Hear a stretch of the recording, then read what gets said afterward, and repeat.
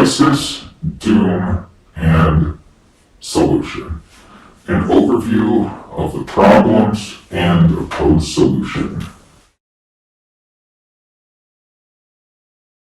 The long and short of it. Basically, right now, we're drawing near the end. We are at the end of the first series of lectures that I'm recording. And I have a lot to do, edit them, upload them, etc. I don't know when I'll be back, but I have a guesstimate that it's not going to be for at least 6 months. So, drawing near the end, of course I don't like putting a timeline on things because things happen, plus it gives my enemies an opportunity to come in and try and prevent me from doing the next steps. But, Lord willing, not too long into next year. Now, this is a double entendre. There's 2 different meanings to this as I wrote it. I realized we're also drawing near the end, as in capital T, capital E, the end. And I'm here to warn you about the coming impending doom. In the future, I'll be going more in depth on some of these topics, and we'll be getting into some more of the in-depth problems that we face as a society in detail. But for this round, it's time to hone in on just basic issues. We don't need any calculus for this. But basically it's simple. The rich are getting richer, and the poor are getting poorer. It is not a conspiracy, it's called math. Very simple. Okay, it's simple math. And the second you know that, you instantaneously become powerful. Just as powerful as the people who are the shot callers, right? They don't want to give up anything at the cost of their own security. Those who do not learn from history are doomed to repeat it. It's kind of off the old adage, history repeats itself. Then you go a little bit further in time, you say, those who don't learn from history are doomed to repeat it. And socialism fails. So the more increases in socialism that we have, that any country has had historically, does not work. It hasn't worked in the United States with the Great Society. You know, you saw the Biden administration replaying on it. We're going to make a new Great Society. And some of this old rhetoric that was never successful. These are just things to get more votes so that they can get in power and they can have the power and execute more of their overarching sinister plan. However, a normative approach works. You don't have to, this is not complicated. It's just a matter of simple changes. How about just throwing one solution out there? Low interest in lending. We don't need to get too religious, but how many times in here does it say not to lend at high interest? How many times did Jesus talk about money? How many times is interest mentioned in here? And it doesn't matter what you call it. You can call it bursary, or it doesn't matter, okay? God says, lend to your brother at low interest rates, okay? Lend at lower interest rates. Right now, you can get a loan 27% interest, 23% interest. When compounded over time, you end up paying for something 2.5 times more than the actual value that it originally cost. Who's making that money? Well, the people that have the money, okay? They can't lend you that additional $2,500 that you're going to actually end up paying over time over the note of a short-term loan. You're paying it, it's coming out of your pocket, your tax, it's a tax on you. So putting a cap on interest rates is one thing that we can do as a country and in states. Certain states have different lending practices. Where there's predatory lending that happens, those people suffer. But you can cross state lines sometimes loans, depending on the situation, at high interest rates. But it's very simple. Lowering interest rates in lending, this has nothing to do with the bond market. Don't confuse the two. This is just getting loans to buy a car, to buy short-term loans between payday loans, things like that. Some states don't allow payday loans. But in general, buying a car, if you have a low credit score, you can charge outrageous interest rates, which is destroying people's lives. Okay, so the greatest generation, they're called the greatest generation, basically because they survived most of them World War I and World War II. Major thing about this generation is where they fall in place in time, with banking re-emerging, federal bank re-emerging at that time. But if you look, they also had a big scope on history. Things weren't so convoluted with television and opinions and so much massive information that we have. And after, let's say the 90s, 1990, and maybe the 80s, but in the early and mid 20th century, people had a good grasp on what not to do, what had destroyed societies in the past, great societies. And so the greatest generation and fought to keep interest rates low. They fought to keep systems of credit out of the country, very low, minimum, and really focus on real growth and development, real growth of wealth and income. But that was one of the biggest assets to them. Now, over time, we allowed systems of credit to come in, and we began to loosen our regulations on how much you can loan. So basically, with the hard housing market collapse in 2008, and we went into the Great Recession. Basically, what had happened is, eventually, because of greed, right? People wanted to lend you a loan. You come in to my establishment, my lending, my car dealership, whatever. I want to give you a loan. Man, I want to please you. Okay, I want to be helpful to you. I want to be helpful to my boss. I want to be good at my job. These are very normal characteristics of a good person. Okay, some people can become very evil in that situation, but generally you want to do well for everybody, by everybody. So over time, they're like, okay, we need to get this person qualified on loan. Well, basically, we had the government sets a law on how much lending, and this is why our government-regulated institutions, because, and we have FDIC, Fair Isaac and Lending, we have all this,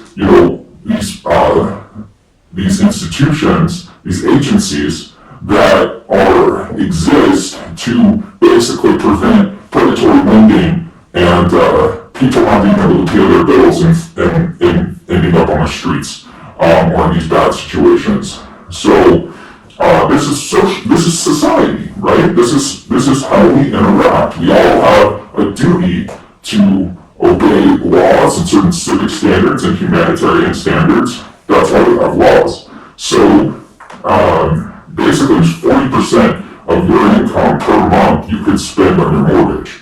Well, over time, they said, hey, let's raise that,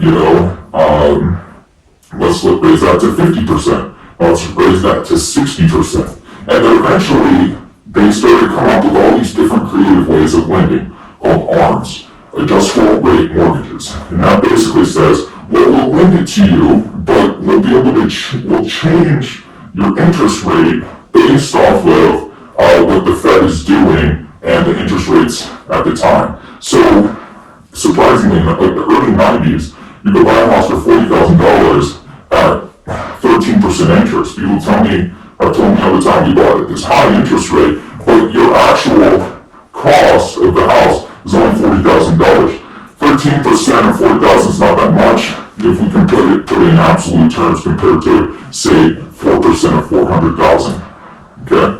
And we'll get into those numbers eventually. But this is just an overview of the general problems. So basically that's what happened So people were lending at 80% of monthly and annual income, and then what happens? Just the smallest thing, right? That's what they talk about paycheck to paycheck. And a big reason for this that often doesn't get mentioned is that there is pressure to come to equilibrium with how much you make. We just talked about supply and demand, and how much you spend. And so the fact is that you're zeroing out your income with your wants and needs.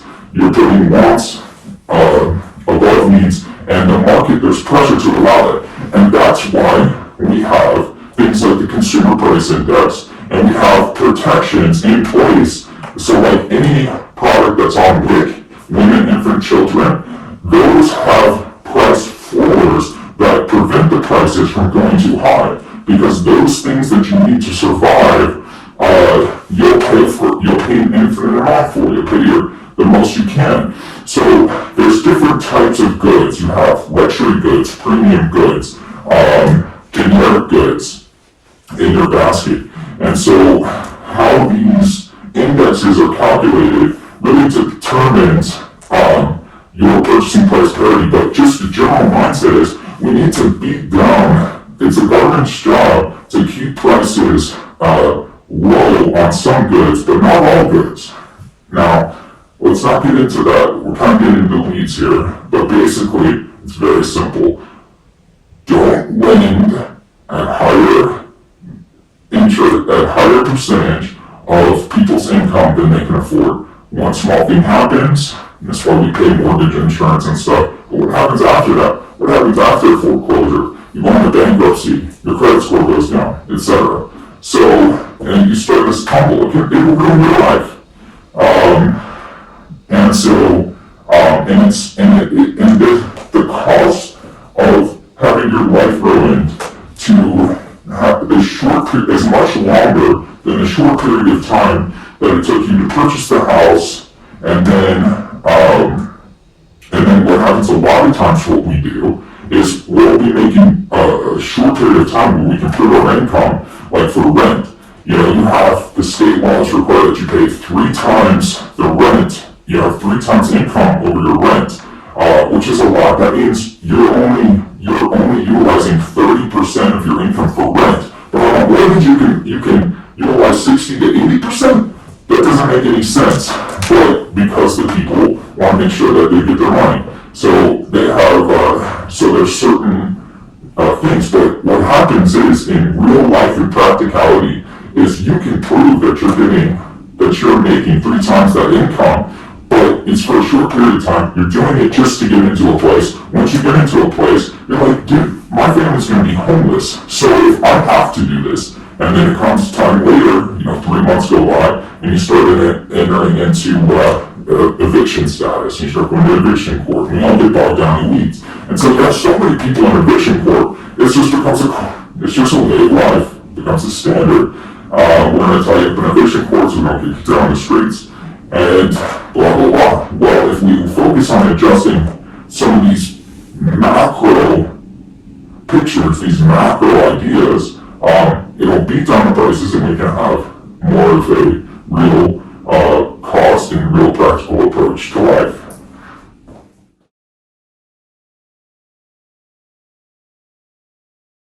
Helping people is easier than giving degrees. So, basically, when you get to heaven, God isn't going to be like, or the angel at the gate or whatever, isn't going to be like, do you have your degree? No. Okay, and a lot of my friends get pretty upset with me about this. You can get pretty bogged down in this type of stuff. But it's like, at the end of the day, what good is a degree when people are suffering, when you're not doing your job that Hashem expects from you?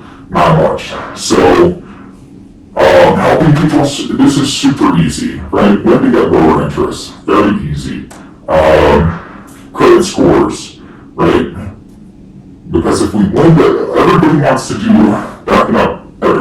do this socialism, right? As long as the government is paying for low-income housing, as long as government is subsidizing low-income families, it's okay. But you better give me 17% on the interest that I loaned you to buy the car, it's getting sticky. Now we're talking about lending at 1% interest, lending at 3% interest. 3% interest, 3.5% interest is a good return on investment. But how come that's only good in the stock market? And the way that these financial institutions, massive conglomerates, coordinating billions and trillions of dollars to getting higher return on investments, it's really astonishing, corrupt. That's why so many people at Occupy wanted to hide their face. I feel like a lot of people were kind of blindsided. They go to Occupy or they go to Wall Street. They're like, oh my God, we're ripping off so many people. And that's why a lot of people have moral objections to it. They also wanted to hide their identities. I don't want people to know that the firm that I work at on Wall Street, that I'm also out here protesting, that secretly, inwardly, I'm morally torn. I have a moral struggle to what I'm doing and what I'm seeing happen now that I've graduated college and moved into the actual real world and trading. So, credit scores. You talk about, this is a country that eats its youth. Well, how do we eat its youth? Is it because people are mean to the young people? Sure, that's probably a part of it. A lot of young people get mistreated. But how about something simple? How about credit scores? Now, we have a difference between a juvenile delinquent and an adult. If you're over 18, you get charged, you get tried a lot as an adult. Even sometimes if you're 16, they'll escalate you because the severity of what you did is so extreme, you're going to get tried as an adult. So, why not have a sort of a buffer, right? At 18 years old, you can go out, you gotta get a cell phone, maybe you gotta pay bills. Your parents can't afford you, they got 3 little kids, younger than you, at home. It's time for you to go. You gotta go take care of yourself now. Well, say you get a cell phone. Say you won't pay your bill on time. Say you can't because it's like, I'm gonna eat, and I'm gonna pay for the roof over my head, or my car, or my gas, my car insurance, which is way too expensive. And your car insurance as a young person, because you're at risk of committing accidents, super high. But why is it so high? Because so many people have ripped off the insurance companies that they have to charge you so much because of the expectation that if something happens, people are going to make up some sort of medical injury that didn't actually happen or wasn't actually that bad, and they're going to overstate its severity, and we're going to get a huge settlement. And that's the sort of corruption, this is the sort of society that we live in. It hurts. This hurts. This hurts God, it hurts people, it hurts me. That is not like what's happening, okay? So, if you put a juvenile, somebody between 18 and 21, maybe if we just gave them, like in golf or something, I've never really played golf, but I think there's this thing called a handicap, where basically, like, if you suck at a sport, if you suck at this sport, it's not a sport. If you suck at golf, you're going to get like a +3, so that way, your score looks better. Say you shot a +3, well, you really shot a 0 because you had a handicap, and compared to if you didn't have the handicap, you'd have a 3. So, like, what if we have like 3 strikes or something, where between your 18 and 21, it's like, well, that fell at 18, because let's keep in mind, the Bible is the one that created the laws of Shemitah, and that after 7 years, your debts were set, and after 49 years, it goes back to the original owner. And that's what this is, that's where so much of our legal system comes from, is the Bible. But, you have something fall off your credit report after 7 years, why? Because it's in the Bible. And slaves, this is why they didn't want slaves to actually read the Bible. They gave them a different type of Bible, because if they read the Bible, they would find out that, hey, what's the 11th commandment? Return the slaves, set your slaves free. Everybody remembers the top 10, obey your parents, obey God, thou shalt not have any other God besides me. But what about the 11th commandment that says set your slaves free? Okay, so, a buffer zone for young adults. Okay, and then, I hate to use this term, but because it's such a cute, it's such a trigger phrase that sends people in all different directions, but the whole rich dad versus poor dad mentality. So, there's more to it than just educating your kids a rich dad's always going to have more money, and he's going to set up his kids because this is the system, okay? And whereas the poor dad might not educate the young adults going into adulthood on how to manage their credit. Now, a rich dad, and we're just specifically talking about this, establishing good credit as a teenager, it's not an education system, right? This is something that's incumbent upon parents to do. Well, what if the parents don't? What if they were never educated on it? What if they just simply are too busy that they don't really have time? Or what if they just, just falls between the cracks? And it happens all the time. The point is it happens to a lot of people. And so a rich dad, they're going to basically make sure that that person has a good credit score going into life. They're going to give them some extra money, make sure that they're propped up and established. This isn't about college. This is about being successful. And so many kids, so many people don't actually need to go to college when you do have a rich parent that could just establish you and help you with your business funding, help give you access to small business association, and get you set up on the right way. But for a lot of people out there, the people that I'm concerned with, they come in, not a lot of money, they get things on their credit, and at 23 years old, credit score is 550, and they're still trying to get out of this debt. This is called a poverty trap. Sometimes people are making great money, have low credit scores, because of these, adolescent mistakes. So that's why we're a country that eats its youth. Just to be upset about anything, bang our hands, isn't going to do anything. Simple things like a buffer in your credit report. I don't even want to get into some of the stuff that Trump's talking about with creating these funds for kids, because what he's actually doing is giving more investment terms, capital to utilize to spend in the stock market, because Trump only wants to be remembered as a great president and as somebody who did a lot of positive things, okay? He doesn't want the stock market to suffer, etc. So maybe eventually we'll get into the problems and detriments of the 401k. You're investing into a fund, you don't manage the funds. What if your investment company decides to send your capital and use your money in an investment that's going to actually harm you?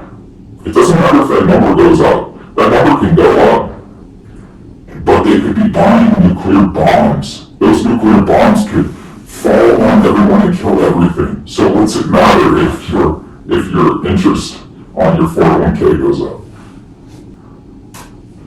Okay, we're repeating history again as we speak. Did God say sports betting is a good idea? Did God ever say that massive amounts of betting is a good idea? Let's think about it, Judge Kelly. You have a high schooler, they're a good person, they're young, they're a child, they go into adulthood, they go into college, and all of a sudden, all this money, all this capital, billions of dollars, okay, is dependent upon whether they make a catch, whether they throw the football correctly, whether they hit the ball, whether they make a free throw at the free throw line. That pressure that's being put on these people, on these kids, is not okay. It's not okay. That's why we have laws, NCAA laws, to prevent this immense amount of capital, this corruption, because it breeds corruption, and that's what we're seeing, corruption in the markets, betting, gambling, speculation and instability. But backing up, again, cryptocurrency is a joke, okay? There is nothing backing it. It's a way, there's some benefits to it. I like the fact that we're able to take money that the small people are about to steal the wealth, basically take the wealth of these massive hedge fund owners, and I love the fact that it's creating chaos. It's creating chaos in the market, and I'm all about that. Because where we're heading, again, is the end.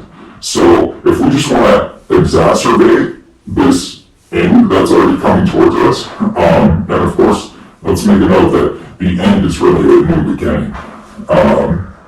And we'll talk about that as well, but we're going into the millennial kingdom, but there's a lot of tribulation, right, that happens as we cross over into that. And of course, the word Hebrew means cross over the Red Sea. So the speculation and instability in the market that we're seeing, and this massive amount of interest rates that we're growing, this massive expansion of the money supply is basically going to eventually gain to people don't care.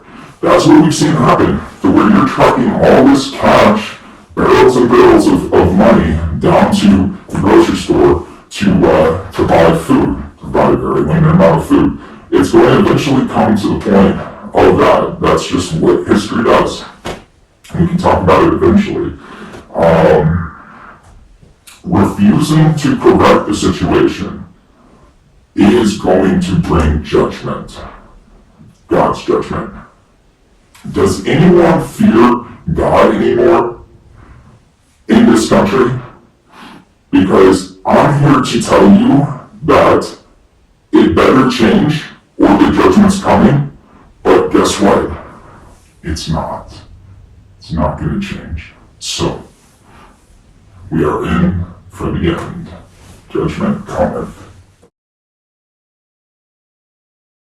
And then backing up to talk to the Anon family, you are responsible for sharing this. This is a grassroots marketing campaign. This is not on Facebook. I don't even know how many people out there even know how to use the internet anymore, but you type in a search word into a search engine, and then it'll bring you to a website. If you came across this website that way, then you share it.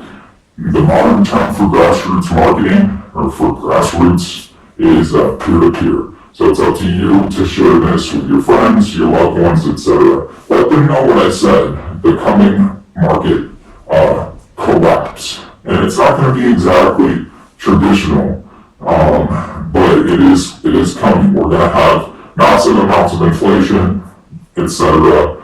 This is just what happens. Rapid expansion of money supply. We'll get into it. Follow us on Blue Sky. Blue Sky's the new thing. Sky. And then be the solution. We are the revolution. That's all there is to it. It's a state of mind. As things go down and collapse around you, we will rise up. We rise and we're strong. And we're stronger together. So, watch the movie Illuminati, and I will see you guys later. Peace.